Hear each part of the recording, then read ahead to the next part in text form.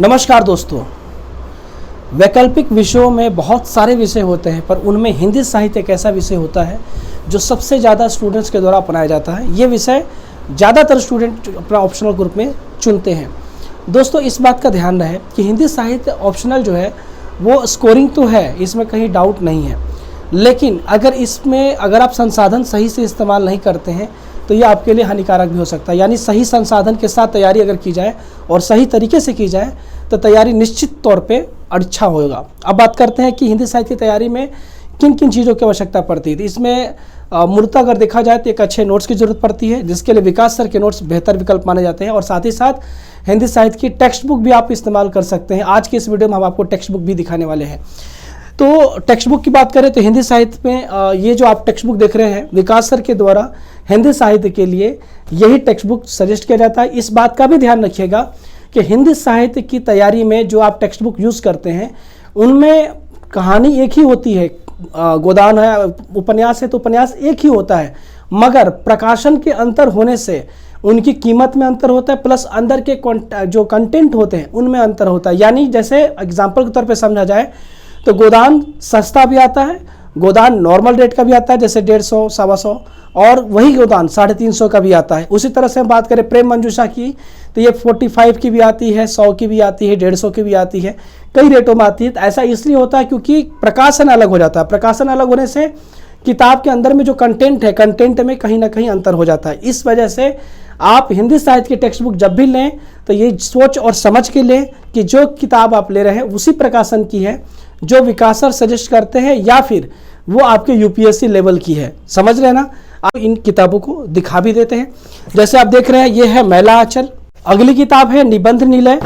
ये बहुत ही खास किताब है, आप इसे बहुत अच्छे से पढ़िए, काफ़ी काम की चीज़ है।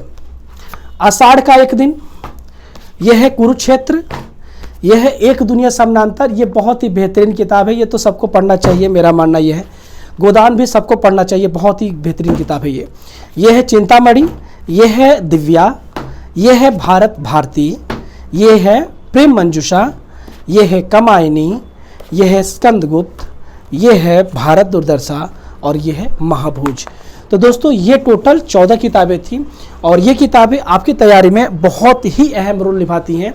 दोस्तों, इस बात का भी ध्यान रहे कि अगर आप ये सोच रहे हैं कि केवल इन 14 किताबों से आपका सिलेबस कवर हो जाएगा, तो ऐसा नहीं है।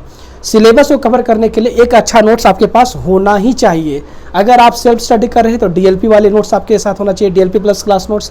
और अगर आप वीडियो के साथ पढ़ रहे हैं, यानी जो आपके पास वीडियो का सेट ले रखा है आपने, किताबें नहीं है आपके पास, तो उसके लिए आप पेन ड्राइव नोट्स लेकर के पढ़ें।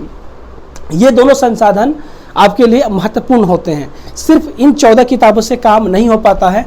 तो अगर आपके पास ये 14 किताबें हैं तो वो नोट्स ले लें, और अगर आपके पास नोट्स भी नहीं है, बुक भी नहीं है, तो ये दोनों चीज़ आप साथ में मंगा सकते हैं। मैं फिर से आपको बताता हूं कि ये जो किताबें हैं ये आपके पूरे सिलेबस को कवर नहीं करते हैं, ये आपके लेवल को बढ़ाने के लिए होते हैं।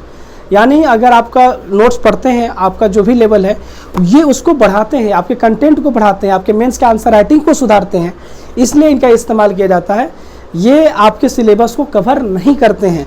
आप जब भी पढ़ें इसके साथ नोट्स को अटैच करके पढ़ें, नहीं तो फिर सिलेबस अधूरा रह जाएगा, है ना। और इसके साथ में ये PYQ नोट्स प्लस ये 14 टेक्स्ट बुक प्लस ये PYQ, ये चीज़ें अनिवार्य होती हैं। इनसे अब आपका सिलेबस कवर हो जाएगा। PYQ इसलिए ज़रूरी है क्योंकि ये रणनीति बनाने में काम आएगा। साथ ही साथ ये आपके जो प्रीवियस ईयर के जो क्वेश्चन वगैरह हैं उनकी प्रैक्टिस करेंगे तो आपके आंसर राइटिंग में भी सुधार होता है। तो अगर आपको ये मटेरियल मंगाना है तो आप दिए गए नंबर पे कॉल मैसेज कर लीजिएगा, यहाँ से आपको पूरी डिटेल भेज दी जाएगी। हमारी टीम है यहाँ पे और आप उसे घर बैठे भी मंगा सकते हैं। तो मिलते हैं अगले वीडियो में, तब तक के लिए बहुत बहुत धन्यवाद। नमस्कार।